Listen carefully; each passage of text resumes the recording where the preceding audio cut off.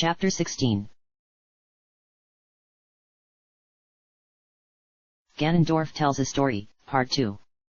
Forest Magic. The Commandant rides again.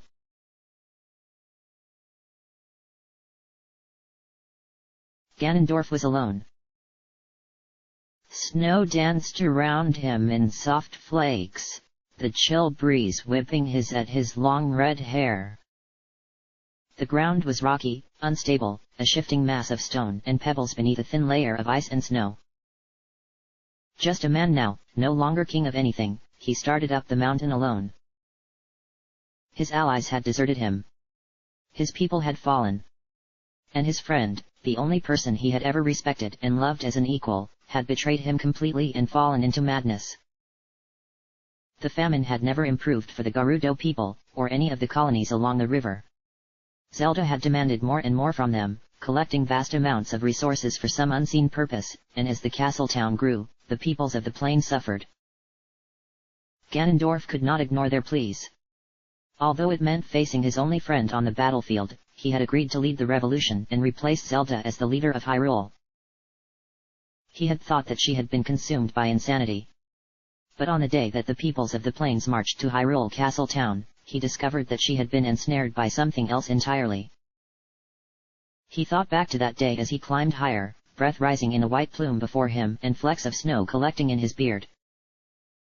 The Hylian knights, unfailingly loyal to their sovereign, met them in full regalia. Zelda herself rode out to lead them on a white stallion, clad in cold, polished metal and luminescent with an unearthly light, like nothing else Ganondorf had ever seen. It was a massacre. The trained knights murdered the starving revolutionaries ruthlessly. The princess was a shining beacon on the battlefield, an unstoppable force possessed by something otherworldly. What should we do with the rest of the traitors, Your Highness? Destroy them. All of them. Zelda said dispassionately. I have work to do, and my kingdom has been sapped enough by this foolish dissent. An example must be made now, as a warning to any who would undermine me in the future. Zelda, Ganondorf said, what has happened to you? He had been in the unenviable position of kneeling at her feet, fallen before her in battle, easily dispatched. Enlightenment, was all that Zelda told him. I would not expect you to understand, Ganondorf, my old friend. That had been years ago. The punishment for his people had been death, for him, banishment. Ganondorf now wandered alone through the land that had been Hyrule long ago, but was now just empty wilderness. Where had Zelda obtained the incredible power she had used to defeat him? The princess had fought with such might that he held little doubt that she could have won a battle single-handedly, one woman against an army. Certainly he stood no chance. He recalled their meeting in Castle Town, long ago now. She had made claims towards godhood there, blasphemous, arrogant claims. But had they been the madness he had dismissed them as? Enlightenment? Zelda had told him. Acting as though the struggles of the mortal plane no longer concerned her. As though she had wisdom that transcended the land of Hyrule, and its people. And what else had she said? That she had been visited by a messenger? A herald, from the gods. That was what had changed her. Perhaps it was time for him to change, as well. If Zelda was right, if the gods were real and tangible and walked the land like any other mortal, then he would find them. And he would bid them lend their power to his cause. After all, the gods are above all else caretakers of the earthly realm. It was impossible that they would stand for the atrocities that Zelda committed in their name. They would grant him the same godlike power that had been granted to her. He was sure of it. They were bound to the creators, both of them, and they both bore the mark of the Triforce. Surely there was a power within him, greater than he knew now. He did not want to kill his old friend. But he would if it was necessary. Thousands of men, women, and children, his subjects, had died in an attempt to put him on the throne of Hyrule. It would be the ultimate insult now to let their deaths be in vain. Ganondorf continued up the mountain, snow falling more heavily now, his boots and fingers struggling for purchase against frozen rock and crumbling ledges. Deep in his heart, he carried a faint hope that Zelda might yet be redeemed. That a shred of the woman he had known once remained. She had, after all, allowed him to live. So you found one of these gods up in the mountains? Link asked. I did, Ganondorf said. And I suppose I have Zelda to thank for that. She wanted me to figure it out, I think. There were still aspects to Ganondorf's story that he did not understand, however. And that power you were talking about, Link was referring to Zelda's sudden might on the battlefield. What was that, exactly? The true power of the Triforce. I understood that we had been blessed by the gods, yes, what other explanation was there for our longevity? But Zelda discovered that the blessing meant far, far more and tapped into that power somehow. You can call upon that power too, though, Ganondorf, isn't that right? Link once again focused on the energy that he could always feel surging through him, molten gold coursing through his veins. All three of us can.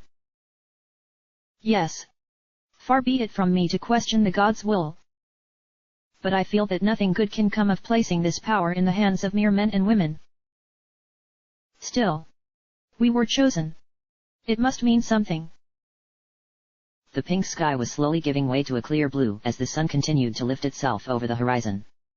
On Cremia's ranch the grass was still damp with dew, but the early morning birdsong had already awoken many of the animals in ranch hands.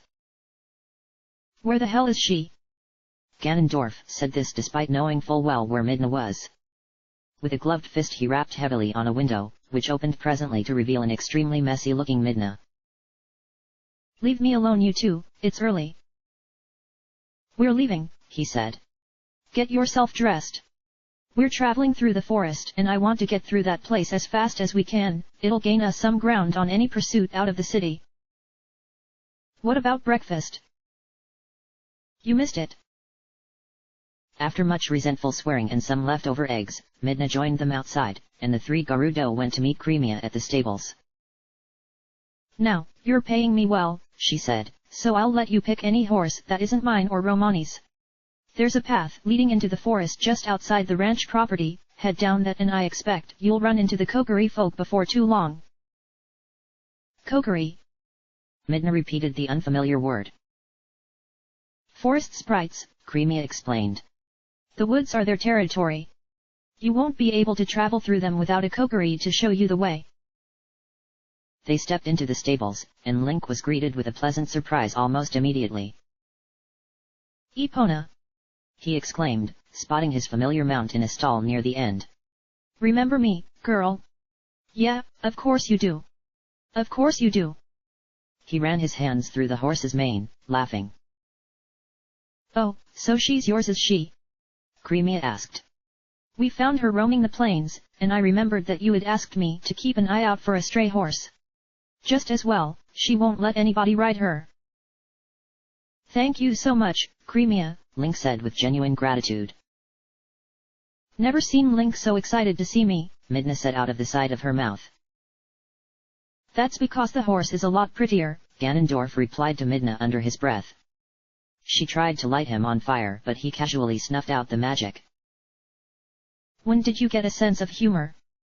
She asked him incredulously.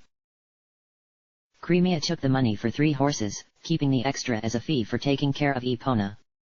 Ganondorf chose a fierce-looking black stallion that Cremia seemed somewhat loath to part with, while Midna chose a muddy-looking animal of indeterminate breed, pronouncing that it looked like a jerked horse. The 3 of them rode out of the stable, Link and Ganondorf expertly, Midna clumsily, and along the path that would take them into the forest. Cremia gave each of them a meal she had packed herself. I didn't order this, Midna said. This means chores if I take it, right? It is out of the goodness of my own heart, Midna, Cremia responded. By the way, I liked your old look a lot better. Your language was a lot easier to put up with when you were small and cute and didn't have bigger boobs than me. Midna flushed darkly and politely thanked Cremia for the food, to some restrained laughter on the part of Link and Ganondorf. Link's spirits were high. He was reunited with one old companion and about to embark on a new adventure with 2 people that, despite everything, he considered to be friends as well. Breathing deeply of the warm, humid breeze and listening to the familiar noises of Midna engaging in a suspiciously hasty argument with Ganondorf, he urged Epona along the path and past the tree line. The effect was eerie and almost immediate. It was as if he had suddenly been plunged underwater, so heavy was the air with magic. Behind him, the Midna's voice and the sounds of Creamia's ranch were suddenly dulled. Then Ganondorf and Midna crossed into the forest, and their voices snapped back to their full volume.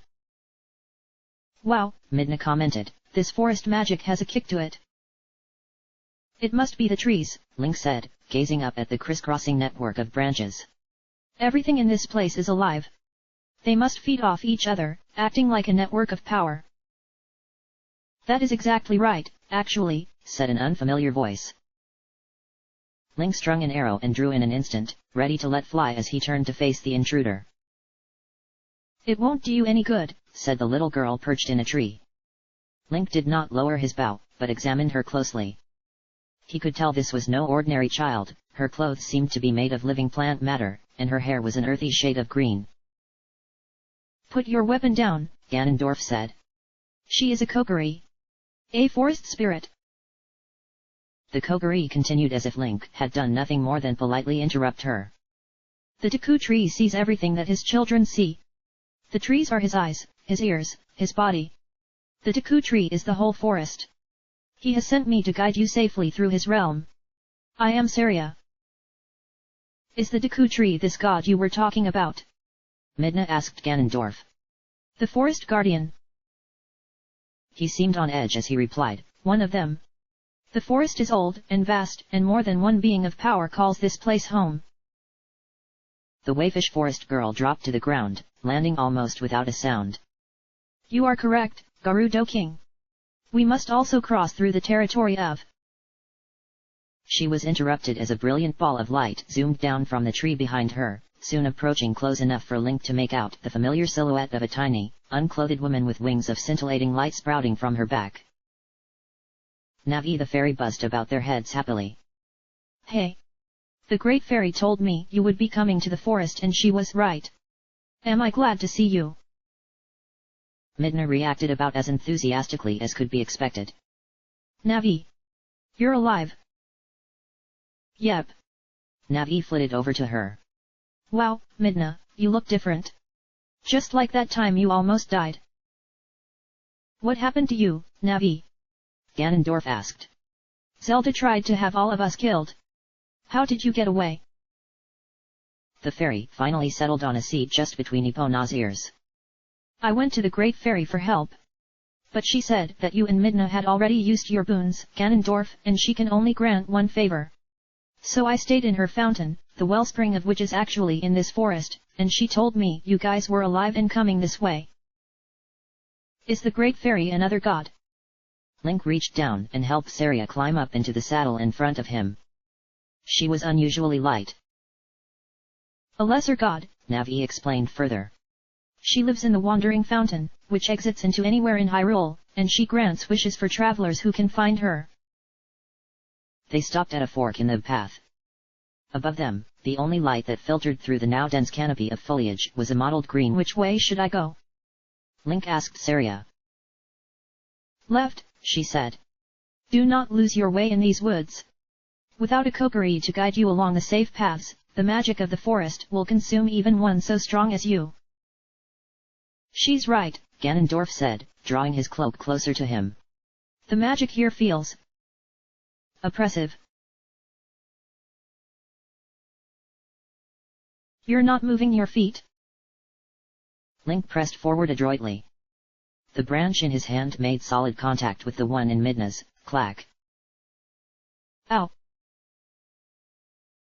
See? I told you!" Ganondorf said before taking another bite of one of Creamia's sandwiches. "Move your feet, Midna. If he's stronger than you, don't resist his momentum, use it." "Again," Link said. Midna, with some reluctance, lifted herself to her feet. Ganondorf watched Link attempt to teach her sword combat with mild interest, reclining against a fallen log and eating the meal Creamia had packed back at the ranch.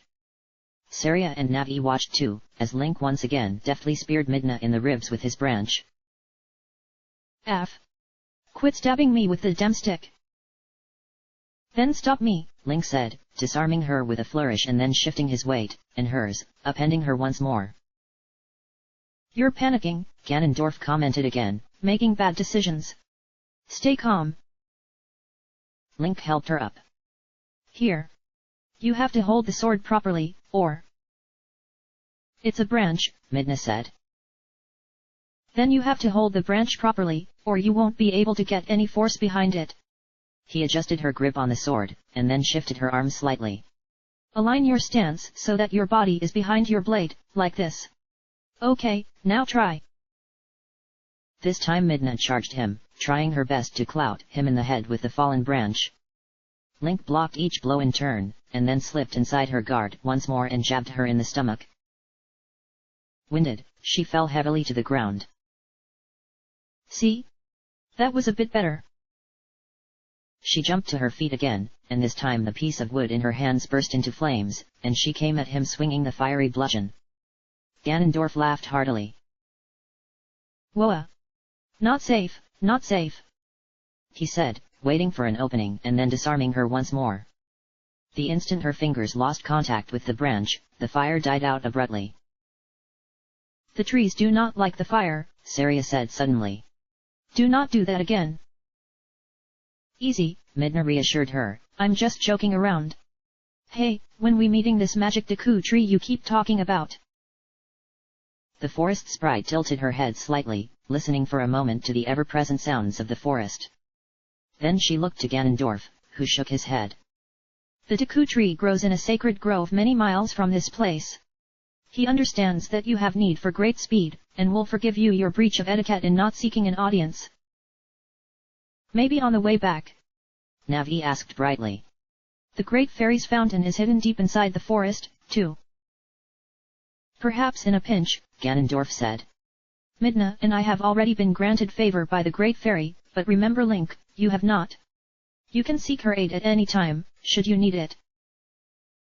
I'll keep that in mind, he said, tossing aside the branch that had served as a makeshift sword for Midna's lesson. He climbed up atop Epona, and helped Tiny Saria resume her former position in front of him in the saddle, and the five of them set off through the woods once more. Ganondorf urged his horse to keep pace with Link's, pulling up beside him. The magic of the forest speeds our passage, Ganondorf told him. We'll spend a couple days beneath the cover of the trees, but when we emerge from the woods, we will be at least a week's journey northwards. Link guided Epona along the forest trail that Saria pointed out. Should put some distance between us and any pursuit. He nodded, but still looked concerned.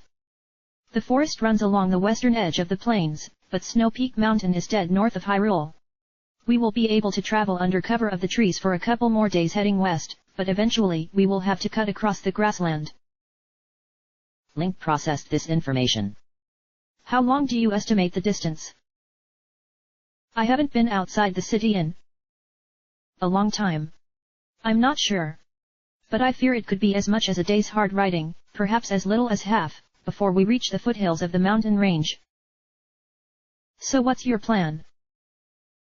Well, either try to do it under cover of darkness, or hope that we've gained enough distance in this forest and ride hard as soon as we're out of this place. They rode in silence for a few minutes while Link thought. The grasslands that ringed Hyrule were vast and largely flat. If Zelda didn't already know where they were headed, riding across the plains in broad daylight would be a quick way to ensure that she found out. We'll have to ride at night, Link decided. If we plan on ever coming down from those mountains, then we must take every precaution to make sure that Zelda does not know where we are. It's possible that she could know already, Ganondorf pointed out. Well, Link reasoned, then a few days' delay won't make much of a difference at all, will it? The room was richly appointed, to say the least. Deep purple curtains framed the frost-wreathed windows, the altitudinous chill outside kept at bay by the crackling fire warming the room from the hearth, in front of a fur rug and soft reading chairs. Russell shut the door gently behind him. The lone occupant of the suite high above the city of Hyrule was still asleep, curled up beneath silk sheets, or at least, he appeared to be. You can quit pretending, Master, Russell said, after a full minute passed by with no noise but the faint breathing of the apparently sleeping man. You were awake before I even opened the door. Vissen grunted and sat up. Stop with the honorifics. The student surpassed the master long ago. I do not believe so. How is your leg? Vicen swung his over the edge of the bed and put some tentative weight on the leg where Colin had stabbed him. It feels years younger than the rest of my body. The prince's healing magic is more powerful than any I have known. It is a good thing that she rewards her servants so generously. It would be a shame if such a great warrior as yourself was reduced to nothing more than an invalid. Perhaps this warrior wishes to be an invalid. Vicen smiled, and then heaved himself out of the bed with a groan. Lying in bed all day sounds like a pretty good life to me. Russell put the matter of Vicen's wound aside, and briefly stoked the fire for lack of something to occupy his hands. I asked the princess if I could have one more chance to redeem myself. And hunt down the Gerudo fugitives, you mean? Russell nodded, not meeting his old teacher's eyes. I also made another request. One which the princess granted with some reluctance. If Russell had been able to look Vicen in the eyes, he would have seen the sudden apprehension. I asked for my old teacher to accompany me. Russell, no. He whirled on Vicen, the faintly glowing poker still clutched in one hand. I have nothing else. He shouted suddenly, my son is dead. Colin. And it's all my fault. The old swordsman ran a hand through his silver hair. His joints cracked slightly in the coolness of the morning air. Colin's death was his own fault, Russell. He wasn't a boy when he died, he was a young man. He knew what he was doing. There were the beginnings of tears in Russell's eyes, an emotional response that the commandant showed to almost no one. I killed him. Me. How can you say it's not my fault? I watched over the boy in the days leading up to his death. He believed in the Gerudo.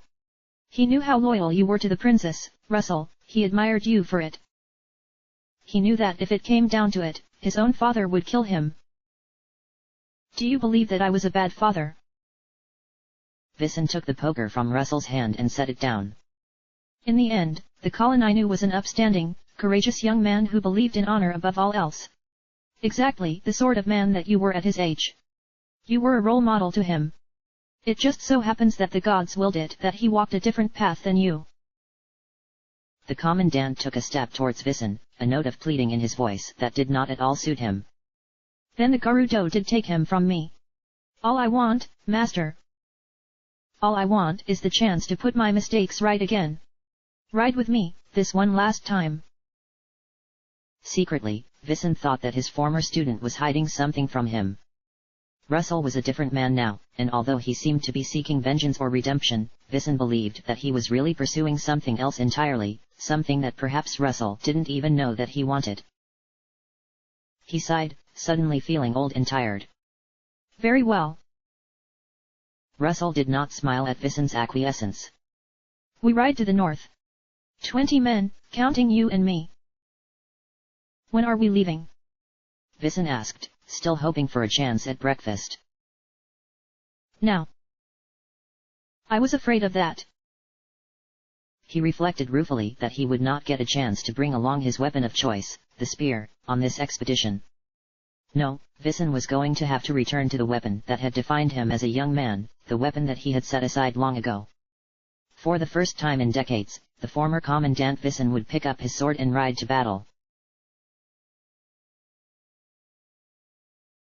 Chapter end.